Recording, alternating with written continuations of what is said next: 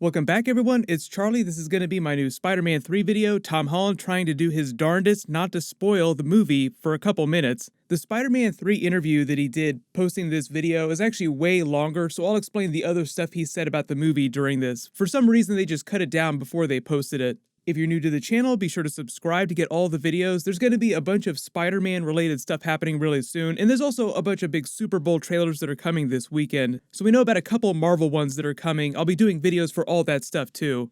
The reason why he actually did this interview in the first place is because we're in the middle of movie awards season, so he's hyping up a couple of his projects, Spider-Man 3 among them, but he also did a movie with the Russo brothers separately from Marvel called Cherry, so he's hyping that up as well. Obviously, he's talking about Spider-Man 3 being their most ambitious movie so far. It's the third movie in a trilogy. Obviously, sequels have to escalate, so you would expect it to be even bigger than Spider-Man Far From Home. And because he's getting on in Spider-Man years, he's been playing the character for a long time now, people are starting to wonder how much longer they're going to keep doing Tom Holland solo films. So even though there are rumors about them doing Spider-Man 4 with Tom Holland, like Sony's already said they're making a fourth Spider-Man film, but we don't know a lot about the plot yet because we haven't even seen Spider-Man 3. They made $1 billion on Spider-Man Far From Home, so of course they want to get that $1 billion for Spider-Man 3, and how do you escalate things to guarantee yourself $1 billion?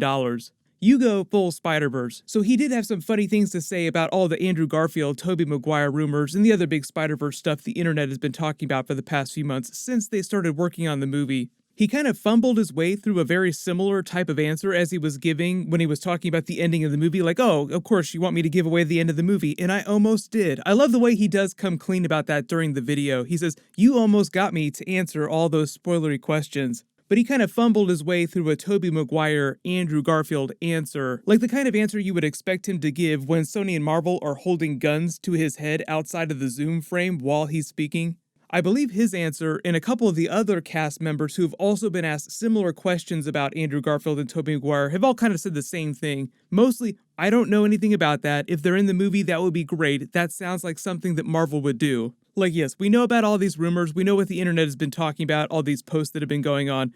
And there was another recent Andrew Garfield rumor just a couple days ago because a delivery driver who was taking food to the set in Atlanta where they're filming Spider-Man 3 claimed that he was delivering food to Andrew Garfield. So why would Andrew Garfield be near the set of Spider-Man 3 if he weren't shooting a cameo for the movie? A lot of people also noticed during that clip too, Tom Holland is kind of misusing the term standalone movie. Spider-Man 3 is not a standalone movie, it's the third film in a trilogy, but I think the way he's using that term standalone, he's just talking about the separate solo Spider-Man movies as opposed to Avengers Infinity War, Avengers Endgame, or movies like Captain America Civil War, where Spider-Man is only one of the main characters instead of being the lead.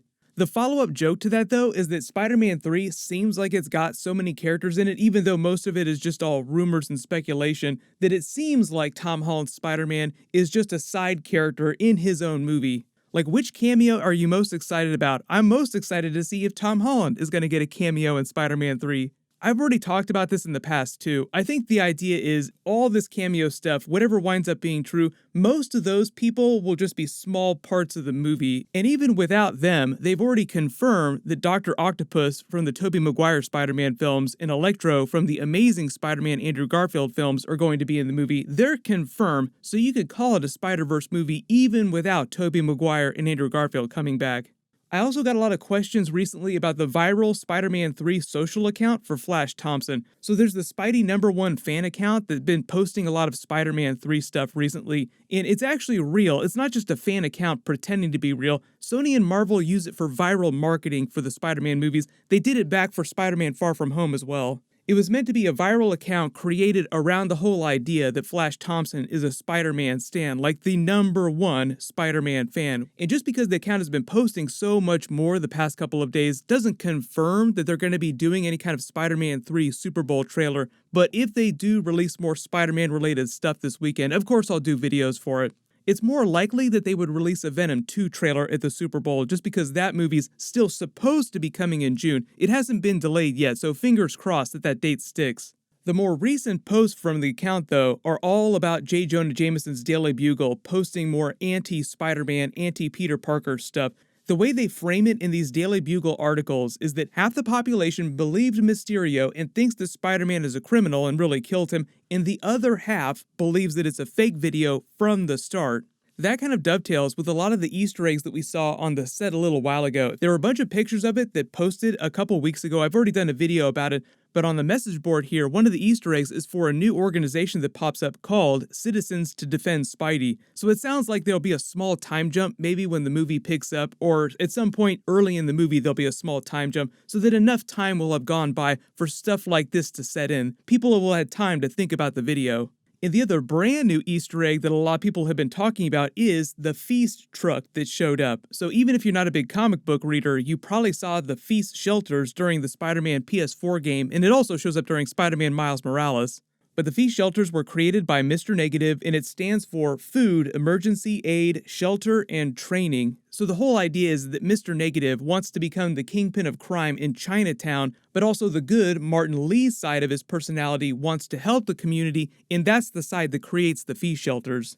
I don't know if this means that Mr. Negative is supposed to be in Spider-Man 3, but it's possible that they introduce Martin Li, and then in a future Spider-Man movie, they turn him into Mr. Negative.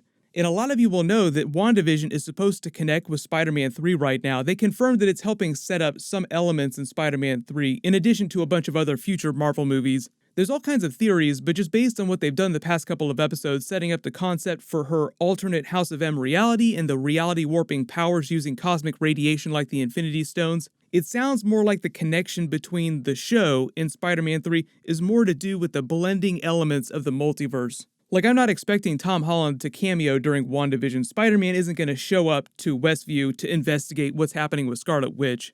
And you also have to remember that the events of Spider-Man Far From Home take place 8 months after Avengers Endgame. WandaVision takes place 3 weeks after Avengers Endgame. So WandaVision technically takes place a long time before the events of Spider-Man Far From Home. But just based on what we've seen so far, the Sword Agents and Darcy from the Thor movies claim that the threat that is Scarlet Witch's reality warping cosmic radiation powers might eventually cover the entire planet and start changing everything on the fly, the way you saw her accidentally changing things while she was in the process of giving birth to her mutant twins from the comics, Billy and Tommy, or Wiccan and Speed. She effectively created them out of nothing using her cosmic radiation powers. Remember, they explained that it's the same type of energy that created the Infinity Stones, the same energy that they give off when people use them to alter reality or aspects of the universe. Jimmy Woo was just wondering about that amongst other really big questions on their big theory whiteboard. So post all your Spider-Man 3 theories about this in the comments. How do you think that WandaVision will set up Spider-Man 3? My full WandaVision Episode 5 video will post Friday just like normal, so be sure to enable alerts for my channel so you don't miss the episodes. And click here for my brand new WandaVision Episode 5 trailer, and you can click here for that brand new Thor 4 Love and Thunder first look with the Guardians of the Galaxy. Thank you so much for watching, everyone stay safe, and I'll see you in the next video.